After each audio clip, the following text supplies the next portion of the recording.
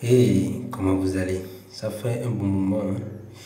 Alors aujourd'hui, nous allons nous entretenir sur le thème deux choses à faire avant de recruter du personnel. Vous voyez, il y a beaucoup de chefs d'entreprise qui automatiquement, quand ils lancent leurs entreprises, ils veulent recruter des personnes. Et ces personnes-là pourront travailler avec eux, mais ils constatent que sur le CV, les personnes sont bons, ils sont bons. C'est de bons profils, mais quand ils rentrent dans leurs entreprises, ces personnes n'arrivent pas à donner le résultat qu'il faut. Alors, quelle est la cause? Quelles sont les causes? Nous allons voir deux grandes causes majeures qui entraînent cela. Et ces causes-là sont dues respectivement à vous en tant que chef d'entreprise, à votre manière de structurer votre activité. Donc, sans plus tarder, nous allons commencer. Qu'est-ce que le personnel? Le personnel, d'abord, c'est l'ensemble des employés dans un service ou des individus en situation de travail dans un établissement ou une entreprise, moyennant une rémunération ou pas. Je m'explique. Toutes les personnes qui viennent chez vous, d'accord, que ce soit des personnes qui sont en stage, d'accord, qui ne sont pas payées, sont du personnel. Toutes les personnes qui sont payées par vous, ceux qui reçoivent un salaire mensuel, sont aussi du personnel. Et ces personnes-là qui travaillent chez vous, voilà, comme je l'ai dit, sont le personnel, doivent avoir accès à certaines choses, doivent être dans des cadres donnés. Quand il dit cadre, ce n'est pas forcément l'endroit que vous avez loué, non. Pas forcément le bureau que vous avez, non. Mais le cadre ici, c'est quelque chose de très important. Et à part cela, il doit avoir accès à certaines choses pour pouvoir performer. À part le fait que vous le payez de salaire. Alors, nous allons voir les deux choses que vous devriez avoir avant de recruter. C'est-à-dire les deux choses que vous devriez avoir avant de recruter des personnes. La première des choses, vous devez avoir un système qui travaille. Un système, c'est-à-dire que votre entreprise, vous devez structurer votre entreprise. Vous voyez sur l'image qui est là, vous allez voir qu'il y a plusieurs mains. D'accord? Chacun garde un maillon de la chaîne. C'est comme ça. C'est la même chose aussi. Vos personnels, ils ont une partie.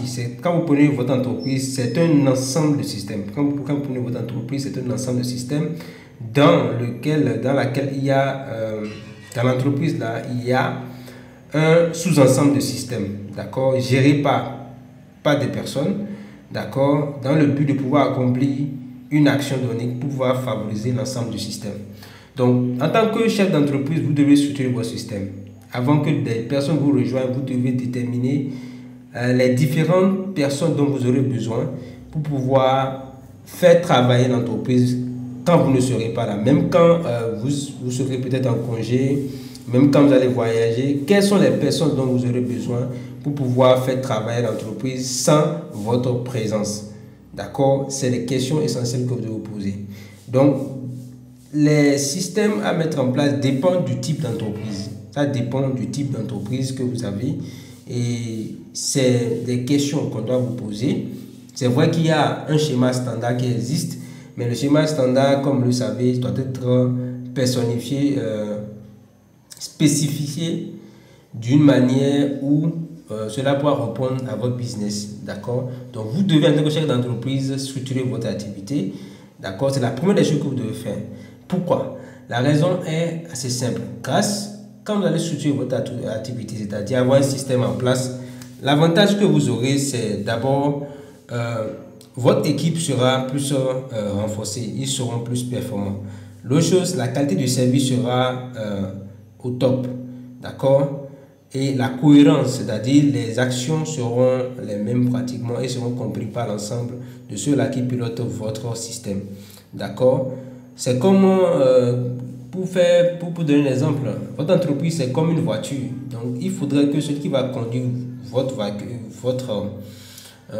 entreprise, c'est-à-dire conduire une partie de votre entreprise, doit être capable de pouvoir non seulement apprendre comment ça se passe, et pour pouvoir piloter efficacement. Donc, l'autre avantage que vous avez en ayant un système, c'est que vous gagnez en temps, en énergie et en argent. Parce que lorsque vous n'avez pas un système, les gens vont faire tout ce qu'ils veulent. Hein, et ils vont aller de coq à l'âne. Alors qu'un être humain prend en moyenne 35 000 décisions par jour, minimum. 35 000 décisions par jour. Et donc, vous allez laisser l'esprit des gens vaguer de gauche à droite. Et à chaque fin du mois, vous allez leur payer de l'argent, malgré le fait que le rendement n'y est pas. Donc, ce que moi je vous conseille, c'est qu'il faut structurer votre entreprise. La première des choses, mettez le système en place. Comprenez comment le système fonctionne et mettez-le en place. De façon concrète, qu'est-ce que le système? De façon encore plus concrète, le système est fait des personnes que vous avez dans le système. C'est fait des outils que vous mettez à la disposition, que ce soit les ordinateurs, que ce soit les technologies, que ce soit les véhicules. Voilà. Et le process. Le process ici, c'est le processus en tant que tel. Quand je parle de processus, c'est le deuxième élément que vous devez avoir avant de recruter des gens. C'est-à-dire, quand quelqu'un vient chez vous et va occuper peut-être le poste de directeur en marketing, il doit connaître les différentes étapes. C'est-à-dire, il doit parcourir différentes étapes pour accomplir une action donnée. Et il doit avoir accès à ces ressources-là déjà. D'accord? Supposons un instant que peut-être que vous travaillez dans une entreprise donnée et que vous avez une entreprise qui est en train de tourner. C'est un exemple. Hein. Et vous devrez forcément avoir quelqu'un pour aller peut-être communiquer en ligne sur votre produit et tout. Cette personne doit être capable de pouvoir comprendre ce que vous faites d'abord. Ça, c'est la première des choses, comprendre ce que vous faites d'abord. Et vous-même, là, vous devez lui expliquer correctement comment est-ce que vous faites votre marketing. Et afin que quand il va prendre le relais, parce qu'il va venir vous remplacer. Et il fera le travail d'abord. Donc la première des choses, d'abord faire le travail et après maintenant améliorer ce que vous faites pour que le système soit efficace. Donc recruter les gens, c'est d'abord maintenir le système et améliorer le système. D'accord? Donc c'est très important pour vous de mettre en place un processus clair permettant aux gens de pouvoir savoir comment obtenir un résultat concret. Prenons par exemple un exemple plus concret. Vous dites à la personne que dans son job description, c'est-à-dire dans la description du travail, que la personne peut-être va parler aux clients. C'est un exemple. Il va contacter les clients, prospecter des clients. Mais vous constatez que cette personne-là, quand il lance des prospections, il ne réussit pas. Ou cette personne-là, il procède mal les clients. Peut-être qu'il va conseiller les clients, mais du point de vue du conseil, il ne conseille pas les clients et il chasse vos clients. Et vous vous énervez. Sachez que c'est de votre faute. D'accord? Ce n'est pas sa faute à lui. D'accord? C'est de votre faute. C'est à vous de mettre un processus en place clair sur comment est-ce que vous accueillez vos clients, sur comment est-ce que vous parlez à vos clients. D'accord? Ok? Afin de pouvoir lui donner cela pour qu'il puisse lire, comprendre. Et vous allez maintenant mesurer ce qu'il a appris en faisant quoi? En faisant des tests de quiz.